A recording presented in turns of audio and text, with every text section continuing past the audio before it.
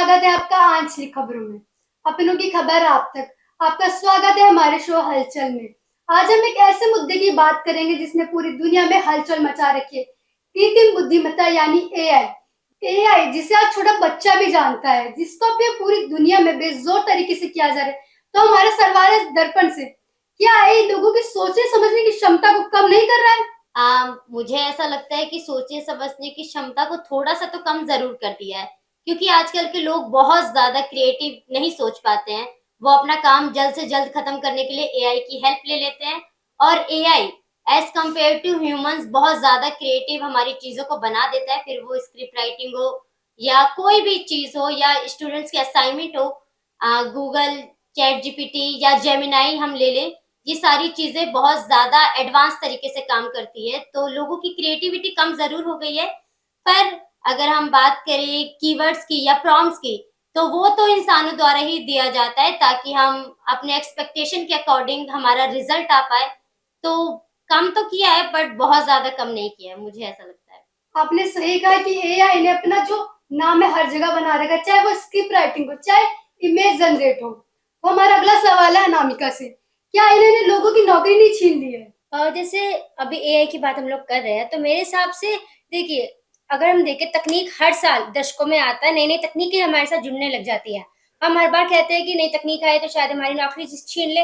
वैसे हमने पिछली बार मतलब बहुत सालों पहले जब कंप्यूटर आया था, हमने यही सोचा था कि शायद कंप्यूटर आ गया है, अब सारे लोगों की वो नौकरी खा जाएगा, पर ऐसा हुआ नहीं।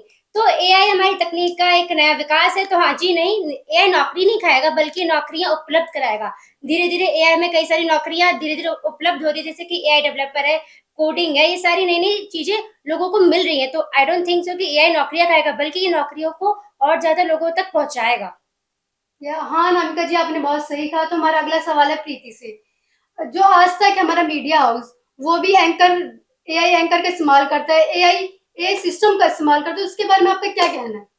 देखिए नैना जी, आपका सवाल बहुत अच्छा है।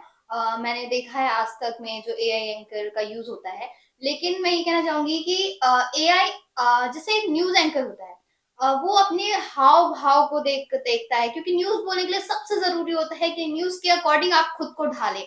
आपके हाव-भाव निकलने चाहिए, क्योंकि श्रोता वर्ग आपके हाव-भाव से ही आपके साथ जुड़ता है। लेकिन एआई एआई से आप अपने हाव-भाव को नहीं जोड़ सकते। एआई केवल न्यूज़ पढ़ देता है।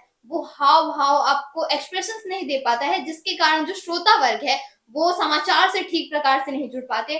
तो मेरे ख़्याल से एक मानव की जो ज़रूरतें हैं, वो इंसान से बेहतर कोई नहीं समझ सकता, तो मुझे नहीं लगता एआई एक अच्छा एंकर साबित हो सकता है। जी हाँ, प्रीति जी आपने सही कहा। क्योंकि एआई एआई से जो फ़ील नहीं आता, वो रियल एंकर में फ़ील आता है। तो हमारा अगला सवाल है दर्पण से।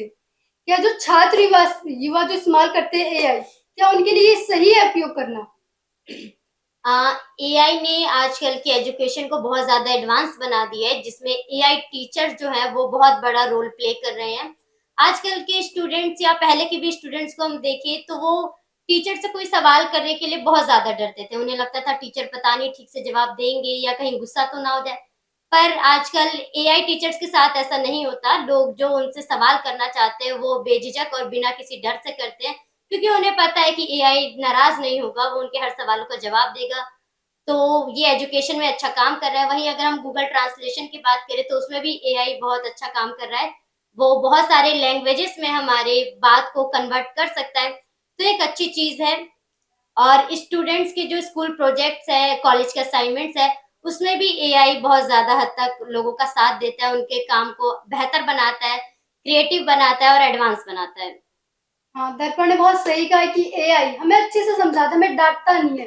लेकिन अगर हम पूछने जाते हैं टीचर से, तो हमें डर लगता है कि कहीं टीचर सुना ना दे हमें। तो हमारा सवाल है अनामिका से।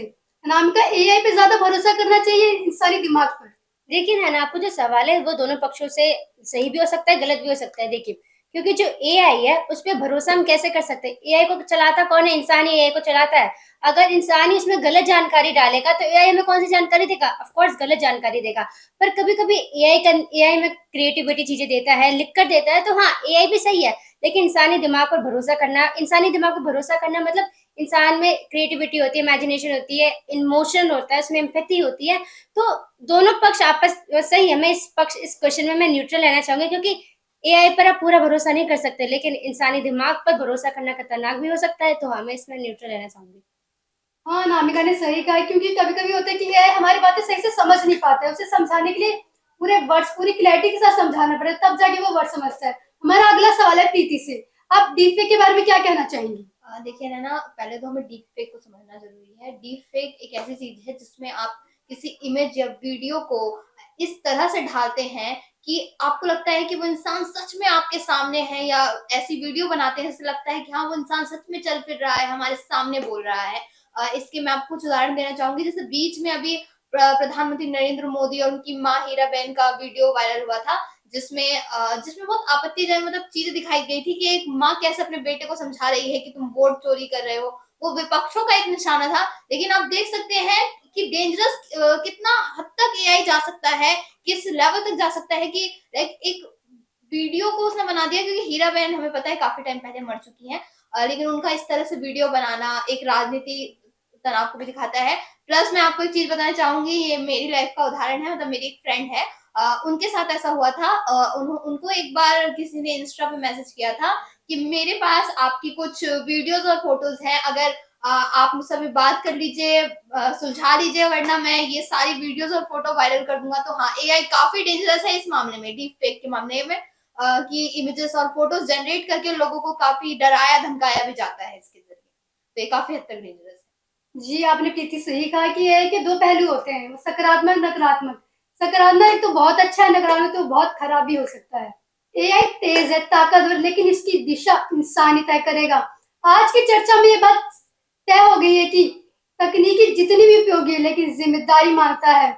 नमस्कार, मैं हूं नैना जसवाल और आप देख रहे हैं आंचलिक खबरें, अपनों की खबर आप तक। अगर आपको ये चर्चा पसंद आई हो, तो इसे लाइक, शेयर, सब्सक्राइब करना ना भूलिए।